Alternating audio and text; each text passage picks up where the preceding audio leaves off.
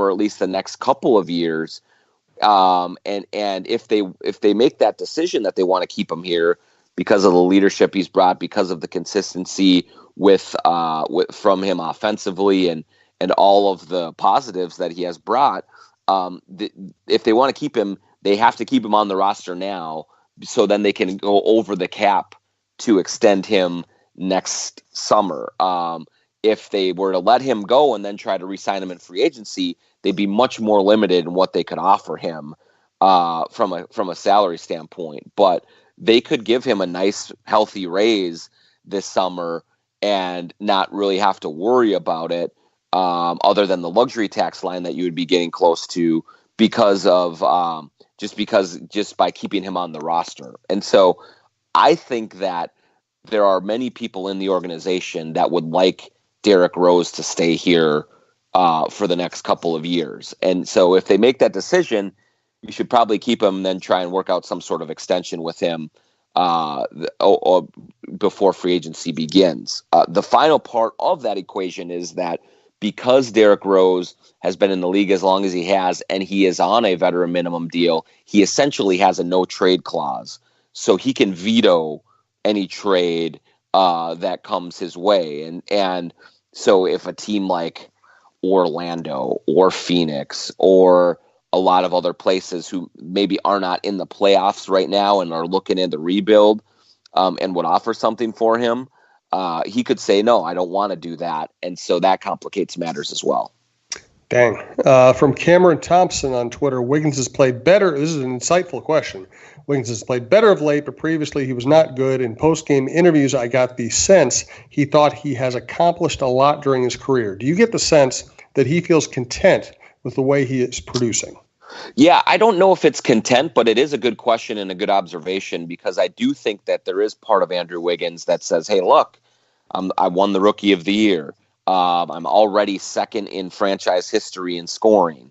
I am putting the ball in the basket. I'm playing almost every night. I think there is a part of him inside that's kind of thinking, what's all the fuss about? I'm doing pretty well over here.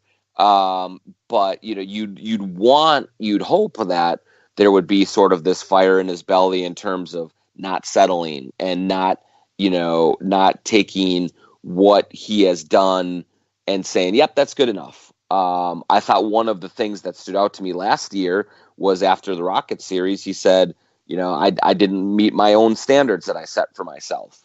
And I thought that was like a rare bit of self-reflection that was pretty honest and wasn't particularly glowing. But then, we've seen a lot of the same issues come up with him this season as well. And so if we were thinking that he was going to kind of go into some sort of beast mode in the summertime and a light bulb was going to come on, I don't know that we're quite there yet. But yeah, I do think there is some element to Andrew that basically says, look, man, I think I'm having a pretty good start to my career here. And maybe, I expect more of myself, but kind of get off my back a little bit. And that has been one of the issues. From Nathan Dahl saying, any chance of Bates' job coming up? I'd love to see what he could do.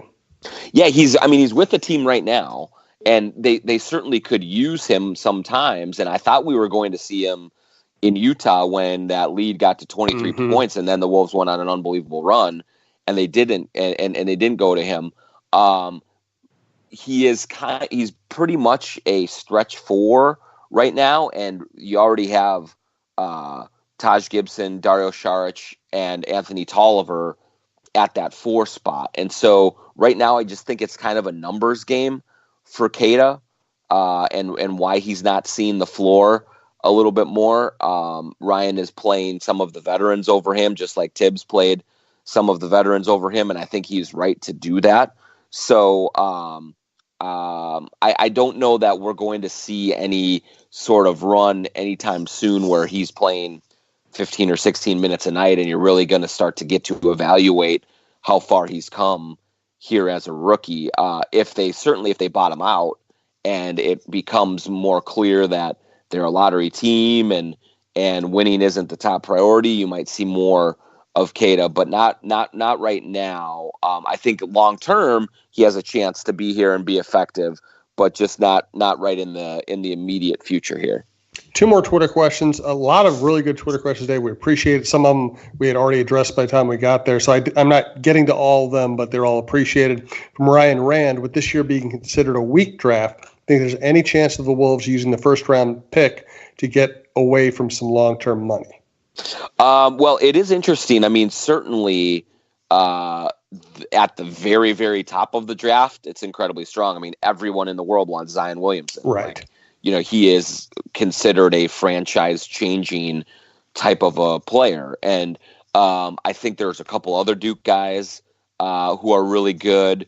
RJ Barrett being one of them, even though he's been slightly underwhelming in college so far. Ja Morant, the point guard from Murray State, looks like he's exceptional and would be an incredible get, in the top 2 or 3 picks this year. But yeah, so far, I don't know that there's the depth that some people were hoping there would be. Now, I'll fully admit that I'm so locked in on the NBA side of things that I haven't done a deep dive into this class yet, but just in talking to some scouts that come through Target Center, just saying, hey, what are you seeing out there? What are you hearing in terms of the college crop? It does seem like the pool is a little bit shallow this year. Now, does that mean they would use, let's say they don't make the playoffs, but they get the 14th or 13th pick? Would they use that to attach it with Gorgie Jang to try and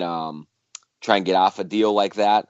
I don't know if they would, and I'm not sure that I would encourage them to do that. I'm not a big fan of throwing good money after bad like that. I don't think it's the wisest use of resources. I think that just taking a player there and trying developing him, just like they took a player in Josh Okogie at 20 that they feel really good about, that would be the way that I would go with it. Last Twitter question. Thanks for all the contributions. Thanks to everybody who listens. We do appreciate it. From, I hit the wrong button there, Joseph H.G. How are decisions being made right now? Making a good trade would seem impossible without knowing the front office situation. Well, Scott Layden is the acting GM, and he is in charge of the personnel side of things and of trying to go out and find deals or answering the phone when other teams are calling, asking about the Wolves players, and making decisions that way. He certainly does consult with Glen Taylor on a very regular basis about what options are available to them and strategies they should employ.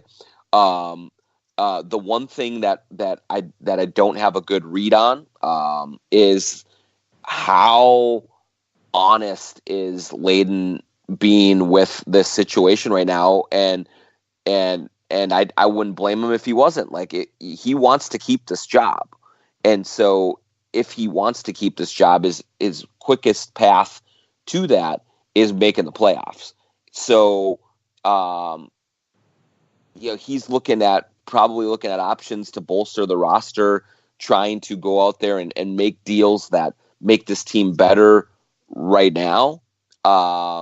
And I don't know necessarily what kind of an appetite he has for the kinds of moves like sending Gibson somewhere and getting back an expiring and a draft pick, sending Anthony Tolliver somewhere for an expiring and a pick, just to kind of clear things up for the longer term.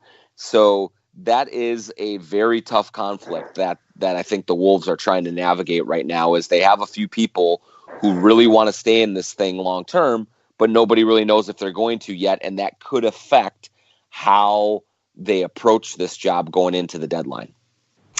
Yeah, if I'm Glen Taylor, I don't want Layden making any big decisions for me, and I'm not sure I want him around. I think they need to go find, Layden was brought in here to be a number 2. I don't want to just immediately have this guy being number 1 by default because Tibbs got fired midseason.